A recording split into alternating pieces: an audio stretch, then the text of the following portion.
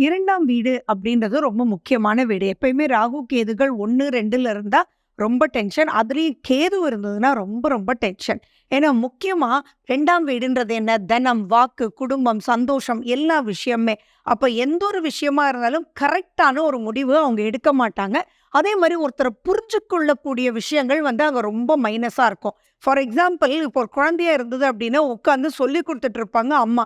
திடீர்னு அந்த பையன் என்ன கேட்பான்னா, "அம்மா வண்டி எப்படிம்மா ஓடுது? பெட்ரோல் ஊத்துனா எப்படி ஓடுது?" அப்படின்னு கேட்பான். சம்மந்தம் இல்லாத தாட்ஸ் அங்க வரும். அப்படி இருக்கிறவங்களுக்கு கண்டிப்பா நம்ம இந்த ஒரு பொறுமையும் லிங்கிங் பிட்வீன் அதர்ஸ்க்கு நம்ம ஏற்படுத்தணும். இதுக்கு நீங்க கோயிலுக்கு போய் அந்த 2ஆம் வீடு எந்த வீடுன்றது பாருங்க. கேதுவுக்கு ஃபேவரபிள் வீடா இருந்ததுன்னா, கோயில்ல சங்கடஹர சதுர்த்திக்கு மினிமம் 7 வாரங்கள் போயிட்டு வரும்போது நல்ல ரிசல்ட்ஸ் குடுக்கும். அப்படி இல்ல சிம்ம கேதுவா இருந்தது, செவ்வாய் வீட்டு கேதுவா இருந்தது அப்படின்னா, கண்டிப்பா இந்த பரிகாரம் அதாவது ஒரு பிடி பச்சரிசியில பண்ணக்கூடிய பிரீத்திகள் கண்டிப்பா உங்க ரெகுலரா பண்ணிட்டே இருக்கட்டும். அப்பதான் உங்க லைஃப்ல நெக்ஸ்ட் ஸ்டேஜ் ஆஃப் லைஃப்க்கு அவங்க ஈஸியா முடியும்.